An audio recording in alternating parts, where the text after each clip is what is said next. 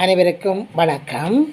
அர்ச்சனா ராமநாதன் அவர்கள் பல்வேறு மாற்றங்கள், அதாவது கடந்த ஒரு 6 மாத காலத்துக்குள் அரசியல் பிரவேசத்தை மேற்கொண்டு அரசியல் பயணங்களை மேற்கொண்டிருக்கின்றார். அவருடைய அரசியல் பயண காலத்தில் நிறைய மக்களுக்கு விழிப்புணர்வை ஏற்படுத்துகின்ற அரசியல் செயற்பாடுகள் நிறைய, அதாவது இதுவரை காலமும் அரசியலினுடைய பாராளுமன்றத்தினுடைய நடைமுறைகள் என்றால் என்ன, அந்த பாராளுமன்ற நடைமுறைகளை பின்பற்றுகின்ற போது அங்குள்ள சட்டங்கள் என்ன, அங்கு எது பேச வேண்டும் எது பேசக்கூடாது, நிலையியல் சட்டம் என்றால் என்ன, உதாரணத்துக்கு நிலையியல் சட்டம் என்றால் என்ன, அது போன்ற சட்டங்கள் போன்றவற்றை முதலிலே அறிமுகம் செய்தது கடந்த 30 ஆண்டுகள் காலத்திற்கு மேலாக தமிழ் மக்கள் அறிந்திராத பல்வேறு அரசியல் செயற்பாடுகள் சம்பந்தமான விழிப்புணர்ச்சியை ஏற்படுத்தியிருக்கின்றார்.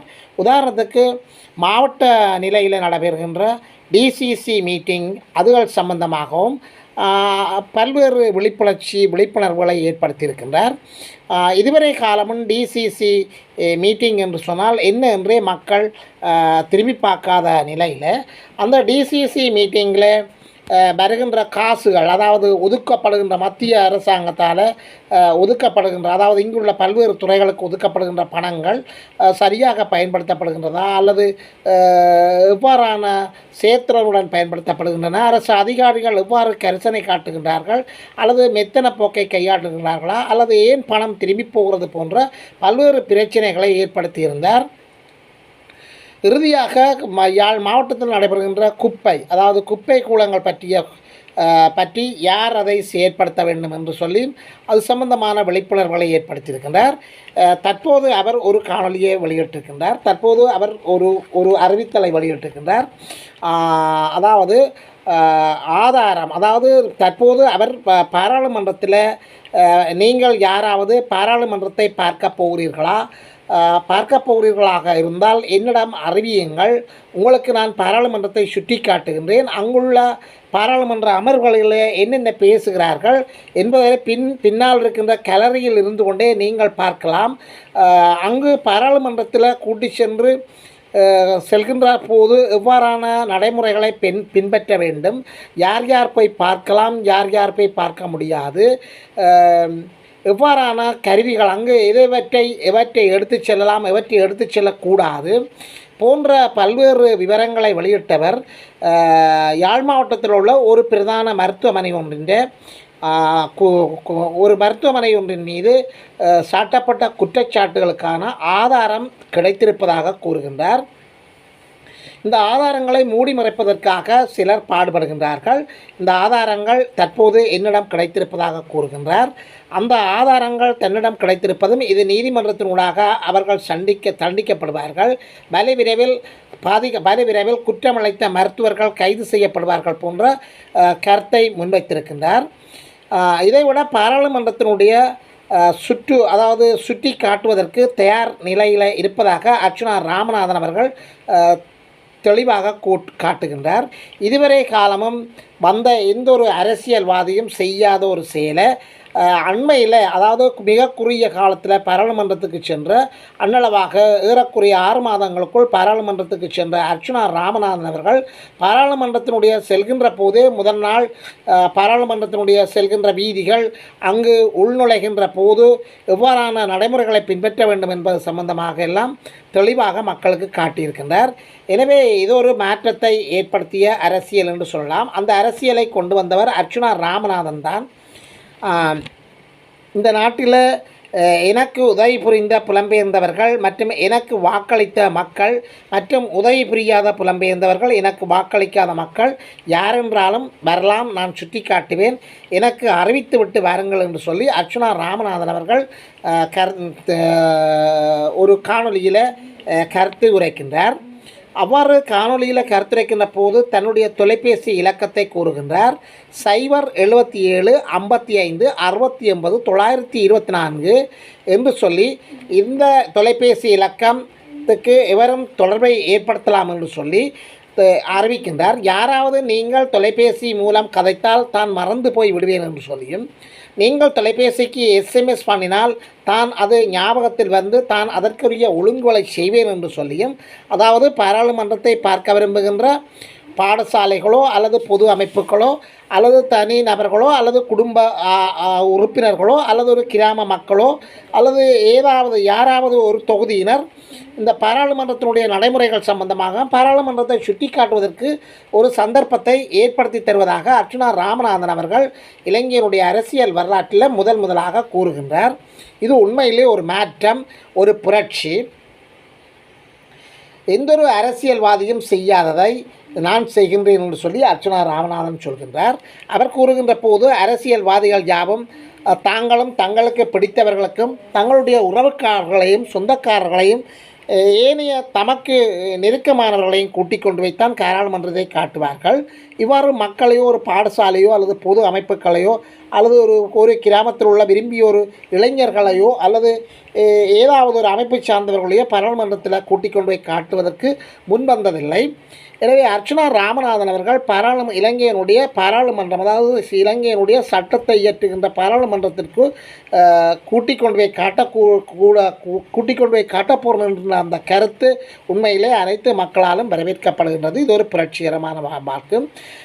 பாராளுமன்றத்தை நீங்கள் பார்க்கின்ற போது அங்கே நடைபெறுகின்ற முறைகளை பற்றி சொல்கின்றார். எனக்கு எஸ்எம்எஸ் பண்ணுங்கள், எனக்கு எஸ்எம்எஸ் பண்ணி போட்டு பெயர் விவரங்களை போடுங்கள், எத்தனை பேர் நீங்கள் போகப் போகிறீர்கள் என்று சொல்லுங்கள், எப்போது போகப் போகிறீர்கள் என்று சொல்லுங்கள். அவ்வாறு நீங்கள் சொல்கின்ற போது அதற்குரிய ஆயத்தங்களை நான் மேற்கொள்வேன் என்று சொல்லியும், பாராளுமன்றத்தில் அமர்வுகள் எவ்வாறு நடைபெறுகின்றது என்று சொல்லி நீங்கள் முதலில் அறிந்திருக்க வேண்டும். பாராளுமன்ற அமர்வுகள் மாதத்தில் முதலாம் மற்றும் 3ஆம் கிழமைகளில் பாராளுமன்ற அமர்வுகள் இடம்பெறும். இந்த கிழமைகளில் நீங்கள் உங்களுடைய பாராளுமன்றத்தை நீங்கள் பார்க்க போகிறீர்களாக இருந்தால் இந்த கிழமைகளில் நீங்கள் ஒழுங்கு செய்து அதற்குரிய எஸ்எம்எஸ்ஸை எனக்கு அனுப்புங்கள். நீங்கள் ஃபோனில் அனுப்பினால் அது நான் மறந்து விடுவேன், எஸ்எம்எஸ் மூலம் அனுப்பினால் அது எனக்கு நினைவில் இருக்கும் என்று சொல்கின்றார். வேண்டுமென்று சொன்னால் நீங்கள் கூகுள் தளத்தில் நீங்கள் இதை சர்ச் பண்ணி பாராளுமன்றம் எப்போது நடைபெறுகின்றது, எவ்வாறு நடைபெறுகின்றது என்பதை பற்றிய நீங்கள் விவரங்களை அறிந்து கொண்டு அதற்குரிய மாதிரியான நாள்களை தெரிவு செய்து என்னிடம் தொடர்பு கொள்ளலாம். ஃபோன் எடுத்தால் மறந்து விடுவேன் என்று மீண்டும் திருப்பி கூறுகின்ற அர்ச்சுனா ராமநாதன் அவர்கள் தன்னுடைய எஸ்எம்எஸ் மட்டும் போடுங்கள் என்று சொல்கின்றார். பாராளுமன்றத்தில் எவ்வளவு காலம் நான் இருப்பேன் என்று தெரியாது என்று சொல்லியும், ஏற்கனவே என்னிடம் அரசியல் ஆசைகள் இல்லை, அரசியலில் வெறிகொண்டு வந்தவர்கள் அல்ல, நாங்கள் அரசியலுக்காக வந்தவர்கள் அல்ல, தற்செயலாக அரசியலுக்கு வந்தவர்கள், எனக்கு மருத்துவ தொழில் தான் விருப்பம், அரசியல் தொழில் அல்ல என்று சொல்லியும் மக்களுக்காக செய்கின்ற இந்த அரசியலை தான் விற்பனம் செய்கின்றேன் என்று சொல்லியும் சொல்கின்றார். ஏற்கனவே அர்ச்சுனா ராமநாதன் அவர்கள் கூறிய போல பாராளுமன்றத்தினுடைய அரை ஆண்டு தானும் மிகுதி அரைவாசி பகுதி காலப்பகுதியை தங்கை கௌசல்யாவுக்கும் கொடுப்பதாக கூறுகின்றார். அதாவது 2.5 வருடம் பாராளுமன்றத்தினுடைய மொத்த காலப்பகுதி 5 ஆண்டுகள் என்று சொல்லியும் அதில் 2.5 ஆண்டுகள் அர்ச்சுனா ராமநாதன் அவர்கள் தான் அந்த பதவியில் இருப்பதாகவும் மிகுதி காலத்தை தான் கூறியவாறே தங்கை கௌசல்யாவுக்கு விட்டு கொடுப்பேன் என்று சொல்லியும் கூறுகின்றார். ஏனென்று சொன்னால் எதிர்வரும் மாகாண சபையில் மாகாண முதலமைச்சராக தான் போட்டியிடப் போவதாகவும் அர்ச்சுனா ராமநாதன் அவர்கள் சொல்கின்றார். மேலும் பள்ளிக்கூட மாணவர்கள் வருகின்ற போது அவர்களுக்கு இடையிலே வசதி வேறுபாடுகள் இருக்கும், கஷ்டப்பாடுகள் இருக்கும். ஒரு சிலருக்கு சப்பாத்திருக்கும், ஒரு சிலருக்கு சப்பாத்திருக்காது. ஆகவே பாடசாலை மாணவர்களை நாங்கள் அழைத்து செல்கின்ற போது பொதுவான ஒரு நடைமுறை கொண்டு வரப்பட வேண்டும். அவ்வாறு கொண்டு வரப்படுகின்ற போது பொதுவான உடுப்புகளை தைத்து அந்த உடுப்புகளை மட்டும் போட்டுக்கொண்டு பாராளுமன்றத்துக்கு செல்ல வேண்டும். அதற்கு நீங்கள் யாராவது உதவி செய்ய விரும்பினால் அர்ச்சுனா ராமநாதன் அவர்கள் தன்னுடன் தொடர்பு கொள்ளுமாறு கேட்டுக்கின்றார். அதுவும் தான் அதற்கான எஸ்டிமேட், அதுக்கான அந்த கணக்கு அறிக்கைகளை சமர்ப்பித்த பின்னர் அந்த பண உதவியை நீங்கள் யாராவது செய்ய விரும்பினால் செய்யலாம் என்று சொல்லி குறிப்பிடுகின்றார். எஸ்எம்எஸ் பண்ணிவிட்டு நீங்கள் வர வேண்டும். அந்த வரவேண்டிய காலத்தில் அதாவது பாராளுமன்றத்தினுடைய வாயிலில் 8:30 மணிக்கு காலை 8:30 மணிக்கு பாராளுமன்ற முன்வாசலில் நிற்க வேண்டும். எனவே உங்களை பதிவு செய்து அங்கு உங்களுக்குரிய இருக்கைகளில் நான் கொண்டு போய் காட்டுவேன். எனவே நீங்கள் அதற்கு பின்னால் இருக்கின்ற கேலரியில் அமர்ந்திருந்து நீங்களுடைய பாராளுமன்ற அமர்வுகளை பார்க்கலாம். நான் பாராளுமன்ற அமர்வுக்கு சென்று விடுவேன் என்று சொல்லி அர்ச்சுனா ராமநாதன் அவர்கள் மிகவும் தெளிவாக பாராளுமன்றத்தை பார்க்க விரும்புகின்ற யாராவது விரும்பிகள் இருந்தால் தன்னிடம் தொடர்பு கொள்ளுமாறு கேட்டுக்கொள்கின்றார். பாராளுமன்றத்தினுடைய நடைமுறைகளை பற்றி சொல்கின்றார். அதாவது தொலைபேசி நீங்கள் கொண்டு வரக்கூடாது. அவ்வாறு கொண்டு வரப்படுகின்ற போது வெளியில் நீங்கள் யாருடனும் கொடுத்துவிட்டு அல்லது வாகன சாரதி அல்லது உங்களுக்கு பிடித்தவர்கள் வெளியில் நிற்பவர்களிடம் கொடுத்துவிட்டு தான் நீங்கள் உள்நிலைய வேண்டும். அவ்வாறு நீங்கள் உள்நிலைகின்ற போது அதற்கென ஒதுக்கப்பட்டவர்களிடம் கொடுத்து அதற்கான காலதாமதம் செல்லும் என்று சொல்லியும் அதற்காகத்தான் நீங்கள் வெளியில் இருக்கின்ற உங்களுடைய உறவுகள் யாராவது ஒருவரிடம் கொடுத்துவிட்டு நீங்கள் வரலாம். மற்றும்படி கௌரவமான உடுப்பு, அதாவது எமது பண்பாடுகள் எமது கலாச்சாரங்களை பேணக்கூடியமாறு பாராளுமன்றத்தினுடைய ஒரு நடைமுறை இருக்கின்றது. அந்த நடைமுறையை பின்பற்ற வேண்டும். கௌரவமான உடுப்புகள் போட்டு நீங்கள் பாராளுமன்றத்திற்கு வர வேண்டும். உங்களுடைய அடையாள அட்டை, உங்களுக்கு அடையாள அட்டை தகுதி, அதாவது அடையாள அட்டை பெறுகின்றவர்கள் அடையாள அட்டையை கொண்டு வர வேண்டும், அல்லது தகுதியான லைசன்ஸ் கொண்டு வர வேண்டும், அல்லது பாஸ்போர்ட் கொண்டு வர வேண்டும் என்று சொல்கின்றார். தண்ணீர் போத்தல் நீங்கள் கொண்டு வர தேவையில்லை, அதை இங்கேயே எடுத்துக்கொள்ளலாம். எனவே 8:30 மணிக்கு நீங்கள் வெளியில் வந்து காவல் நிற்க வேண்டும். அவ்வாறு வெளியில் நின்று காவல் நிற்கின்ற போது எனக்கு SMS பண்ணுங்கள். நான் உங்களை கூட்டிக் கொண்டு பாராளுமன்ற அமர்வுகளில் உங்களை காட்டி பாராளுமன்றத்தினுடைய நடைமுறைகள் பற்றியும் அங்கு உள்ள காட்சிகள் பற்றியும் உங்களுக்கு காட்டக்கூடியதாக இருக்கும் என்று சொல்கின்றார்கள்.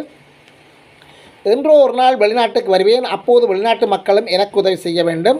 இதே போல் வெளிநாடுகளிலும் உள்ள இடங்களை எனக்கு காட்ட வேண்டும் என்று சொல்லி கூறுகின்ற அர்ச்சுனா ராமநாதன் அவர்கள் வெளிநாட்டில் உள்ள தனக்கு உதவி செய்தவர்கள் மற்றும் உதவி செய்யாதவர்கள் மற்றும் உள்நாட்டில் தனக்கு வாக்கு போட்டவர்கள் வாக்கு போடாதவர்கள் எவராக இருந்தாலும் இந்த பாராளுமன்றத்தினுடைய சுட்டி காட்டுகின்ற அந்த செயற்பாட்டில், அதாவது பாராளுமன்றத்தை பார்வையிட விரும்புபவர்கள் என்னுடைய தொலைபேசி இலக்கத்துக்கு SMS பண்ணிவிட்டு பார்க்க வருகின்ற போது எவ்வாறான நடைமுறைகள் மேற்கொள்ளப்பட வேண்டும் என்று கூறியிருக்கின்றார். அந்த நடைமுறைகளை பின்பற்றி அர்ச்சுனா ராமநாதன் அவர்களுடைய அந்த காலப்பகுதியில் நீங்கள் பாராளுமன்றத்தை பார்க்க வேண்டும் என்பது எல்லோருடைய விருப்பமாக காணப்படுகின்றது. எனவே இந்த மாற்றத்தை ஏற்படுத்தியவர் அர்ச்சுனா ராமநாதன் தான். முதலில் ஒரு பாராளுமன்ற உறுப்பினராக இருந்து கொண்டு பாராளுமன்றத்தை சுட்டிக்காட்டுவதற்கான மக்களுக்கான ஒரு அரிய சந்தர்ப்பத்தை கொடுத்திருக்கின்றார்.